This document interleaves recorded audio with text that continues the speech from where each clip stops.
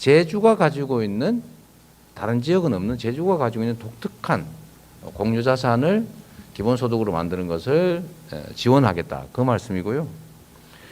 그 중에 하나가 예를 들면 지금 그 광천수 제주 샘물 광천수를 지금 뽑아서 팔고 있잖아요. 예를 들면 그런 것도 사실은 우리 주민들 모두의 자산이다라는 차원에서 좀 사용 용도를 좀 고민할 필요가 있을 것 같고, 특히 바람과 햇볕을 이용한 그 자산, 그 부, 뭐 이런 것들도 고민할 수 있고요.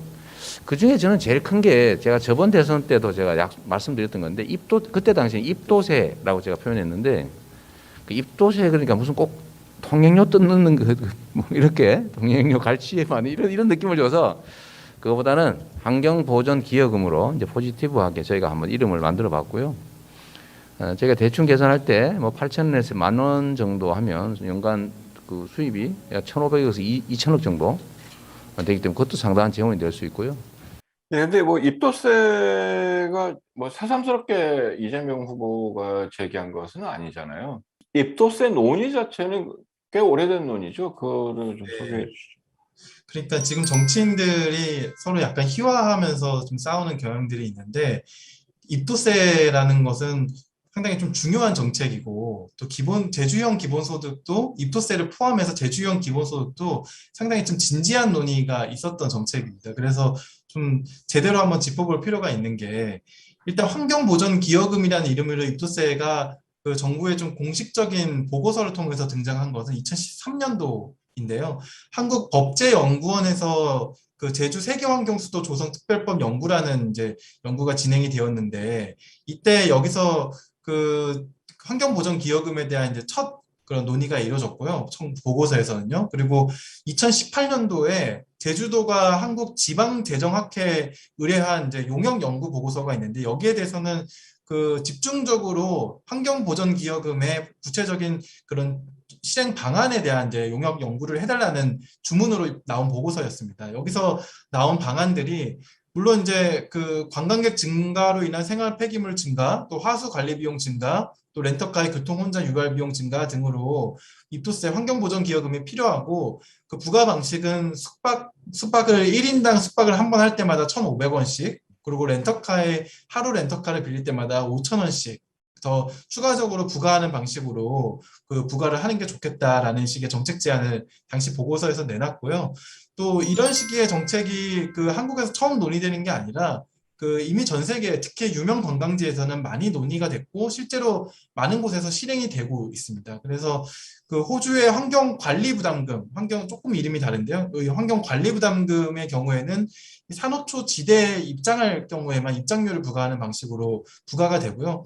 또 일본 도쿄도나 교토시에서 숙박세 형태로 이제 그 환경보전기여금을 물리고 있고, 몰디브에서는 그린텍스, 환경세라는 이름으로 비슷한 유형의 세금을 부과하고 있습니다. 예, 그 스페인도 숙박세 걷고 있어요.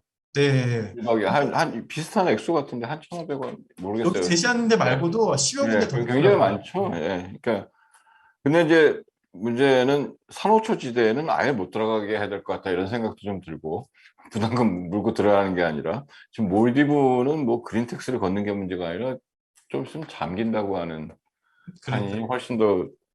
그래서 뭐 이런 말씀 드리는 거는 정말 이게 목표가 뭐냐가 중요한 것 같아요. 목표가 뭐냐. 그리고 그다음에 제주도의 섬의 현재 특수성을 감안했을 때 뭐 적정한 관광객 수 혹은 적정한 관광 수용 능력이 어느 정도 되는가, 그래야 자연에도 부담이 덜 되고 뭐 제주도에 사시는 분들에게도 부담이 덜 되는 뭐 이런 정도의 어쨌든 균형점을 찾는 것이 뭐 필요한 것 같고, 그런 맥락에서 뭐 입도세가 됐건 환경관리 부담금이 됐건 뭐 이렇게 돼야 되지 않을까 싶은 게 뭐 제 생각이네요. 쭉 보면서. 또 뭐 어떠세요? 이게 뭐 기본소득 지원으로 활용하겠다는 게 이렇게 썩 땡기지 않는다? 뭐 이런 느낌이 드는 이 탄소세랑 비교를 해서 설명을 좀 드리려고 하는데요.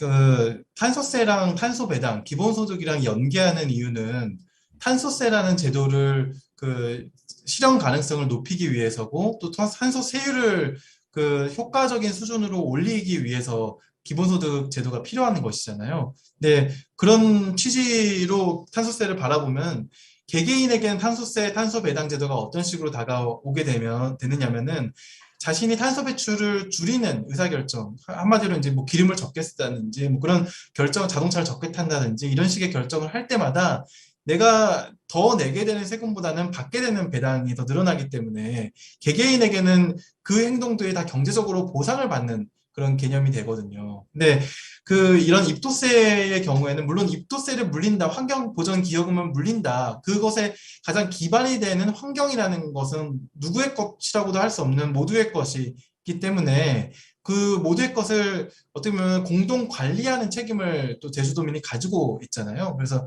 그런 점에서 이제 도민들에게 배당하는 것이 또 일부 정당성을 가질 수는 있으나 방금 탄소세, 탄소 배당의 논리를 그대로 적용을 해보면은 그 입도세는 본인이 그 사람들이 제주도에 많이 오면 올수록 도민들의 입장에서는 더 많은 입도세 배당을 받게 되잖아요. 그래서 대형 개발 사업을 만약에 진행을 한다, 제2공항을 짓는다, 이런 그 의사결정을 할 때 이런 그 배당의 경우에는 그 대형 개발에 찬성하거나 제2공항에 찬성할 가능성이 생긴다는 거죠. 어떻게 보면 인센티브의 측면에서는 본인들이 이제 환경에 오히려 악영향을 주는 의사결정에 찬성하게 되는 그런 그 탄소세, 탄소 배당과는 정반대의 인센티브를 가진다라는 측면이 있을 수 있습니다. 그래서 입도세를 물론 그 기본소득과 연계하는 게 아주 불가능하고 아주 바람직하지 않은 아이디어는 아니나 입도세 전액을 그 기본소득으로 쓰겠다라는